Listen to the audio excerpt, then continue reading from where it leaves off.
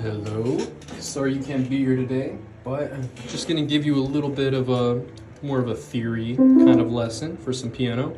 So when we're going through songs, we see some weird chords. We're familiar with how to play them and where they come from. Okay, so first thing I want to go over is just how we get other scales other than C. We've gone over this before, but just a little recap. So what we do is we go up 5 notes from C to G, okay? 1, 2, 3, 4, 5. Okay, so what we're gonna do now from G is we're going to add a sharp behind G. Okay, what that does gives us our new key with our new note. So now going to the 5th of C gives us our G major scale with our new note F sharp. So no F, we have an F sharp. So now our new scale is all the white keys, but instead of this note we have the sharp.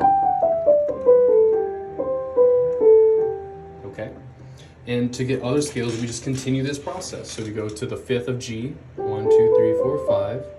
We sharpen the note before it, and we keep the previous sharp. So now we have our D major scale.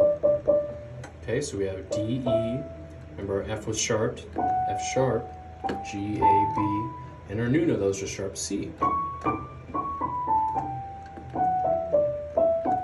Okay, so let me go over that again real quick. So we went to the 5th of C, added the sharp behind it, and that gave us our G major scale. Okay, now we're going to do the process again. So we had 1 sharp in this one, so now we're going to go do the process again. So we're going to have 2 sharps now. Go to the 5th of G, which is D. We're going to add the sharp behind it. So now we have C sharp and F sharp. D, E, F sharp, G, A, B, C sharp, D. Can't sing. Okay, so if you want other scales, you continue it down that pattern. Let me just do one more, the D to the next one. So what would the 5th of D be? D, E, F, G, A, okay? So now we add the sharp behind A. So now we have 3 sharps. We have a C sharp, F sharp, and G sharp. So now we start from our A note, A, B, C sharp, D, E, F sharp, G sharp, A. So A, G sharp, F sharp, B, D, C sharp, B, A.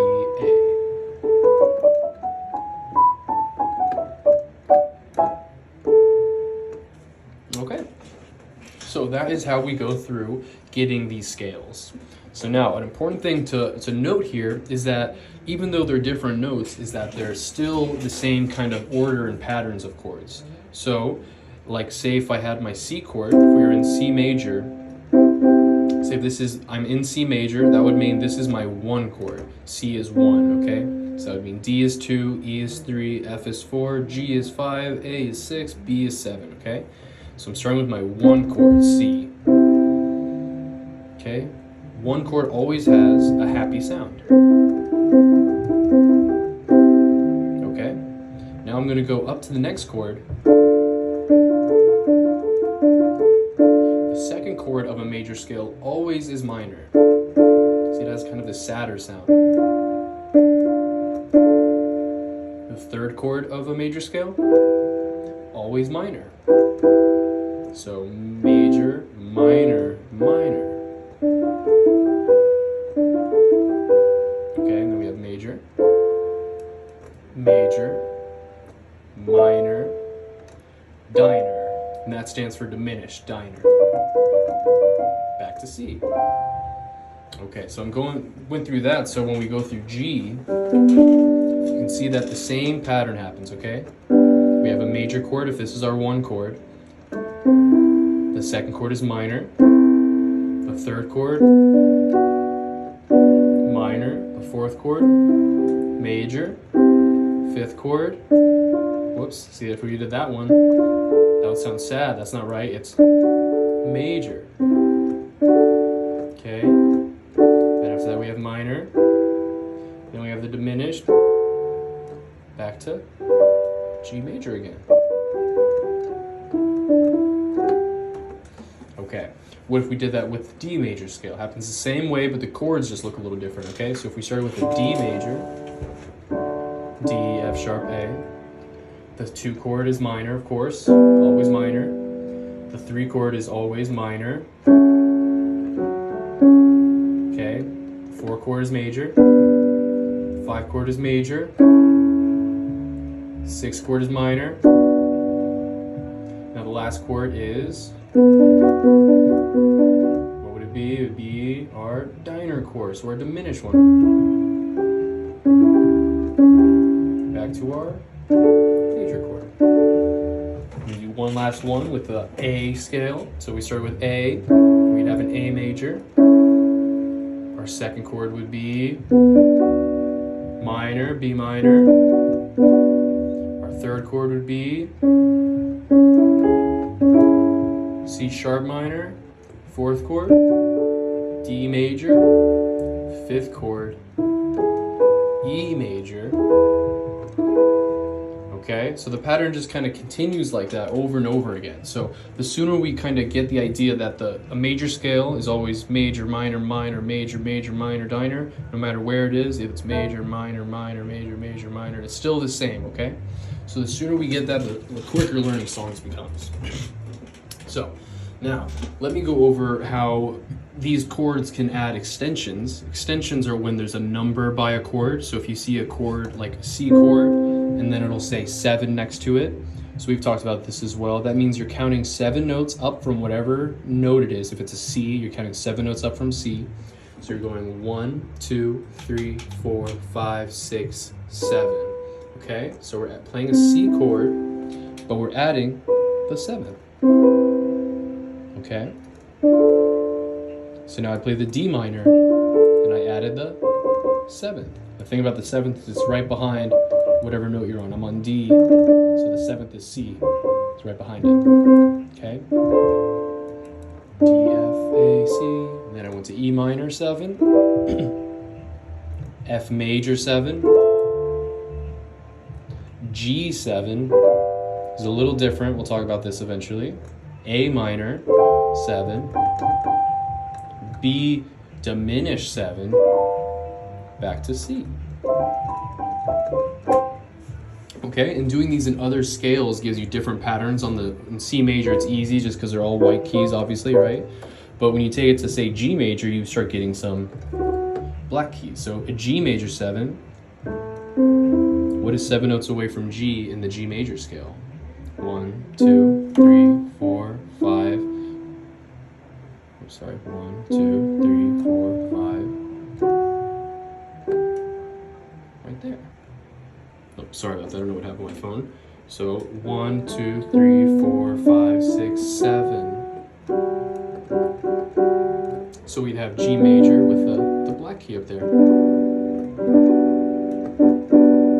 Okay, so that's the other thing to keep in mind, is knowing that the extension has to be available within our key. So you wouldn't go G, F, because there is no F in a G major scale. So you'd go up to the F sharp, okay? Okay, so another thing I want to talk about is how you can kind of play with these with to kind of get your ear around them a little bit more. So say you were playing with let's use that G major 7. Okay, because it involves a black key, so we have to pay a little more attention. So the first thing I want you to try is playing it like an arpeggio with 2 hands. That means playing part of it, and then with your right hand. Let me show you that real quick. No, I don't have the best angle with my phone, so I'm trying not to do that too much. But you kind of go with your left hand. See how my left hand crept over my right hand?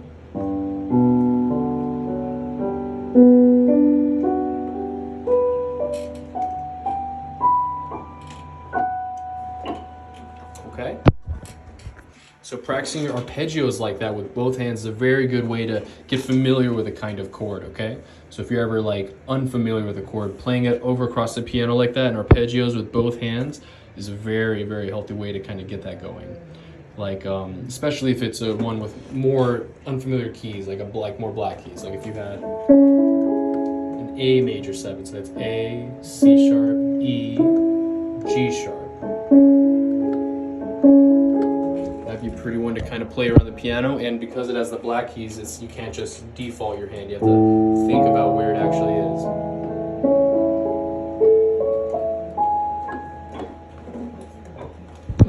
Okay? So, hope that kind of makes sense. Another thing you can do for the same kind of idea with those chords, but to get a little bit more kind of like a movement out of them, is you can use their inversions. This is something that's really important with guitar too, but piano they use them all the time. So let's just go over real quick what an inversion is again. An inversion is if you have a chord, you're moving one of the notes to a different octave. So E, G, C, still C, E, G, still the same 3 notes, but I'm just moving it over one, okay? So the way we name these is a regular order of the chord is called root position. That means it's starting with the root. Now our next one is going to be called first inversion. That means it's the first time we invert the chord. So I'm going to move the C up there. So I'm going to have E, G, C. Okay? This is first inversion. Now we have one more I can do. I'm going to put the E up there. Okay? So I'm going to have, that's second inversion. If I did it again, I would just end up with my regular root position again, okay? So that's why we're stopping there, okay?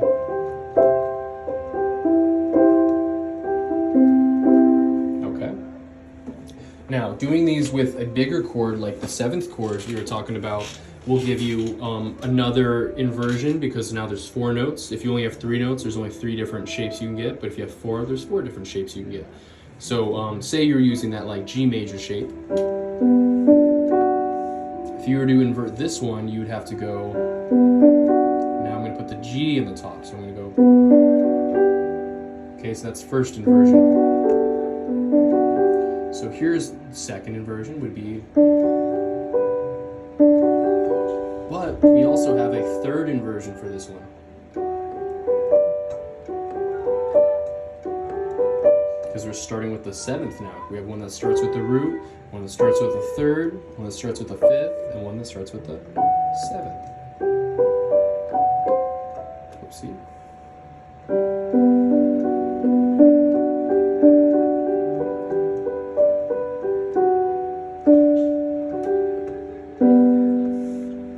Very pretty sound. I like that a lot. But very good way to kind of get your hands working around. Really, really helpful.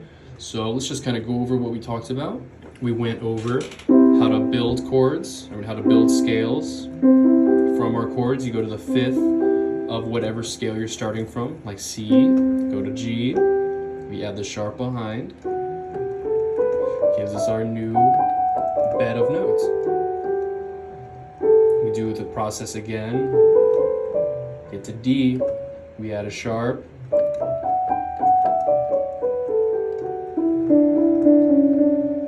these 2 sharps, and from this body of notes is where we get those different chords, okay? So like if I were to take the chord from that D major scale I was just playing and play a D major chord and add the 7th,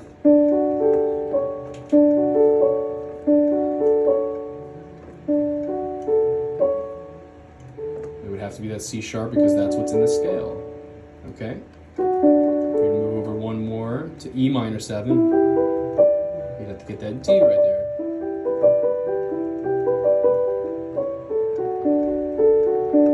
Okay. Then we were just going over extensions, how to count those, right? So if we were in A major and I wanted to add a 6 to my chord, I would go 1, 2, 3, 4, 5, 6. If I wanted to add a 4 to my chord, 1, 2, 3, 4. 7 to my chord, 1, 2, 3, 4, 5, 6, 7. Okay, they're all right there. Okay, so if you just take this nice and slow, make sure you're really thinking about these, maybe even writing them down. That's going to really help kind of internalize a lot of these. But other than that, I think this is enough for you to kind of keep practicing for piano, and I'll give you a nice chunk for guitar, okay? Have a great day. See you next time.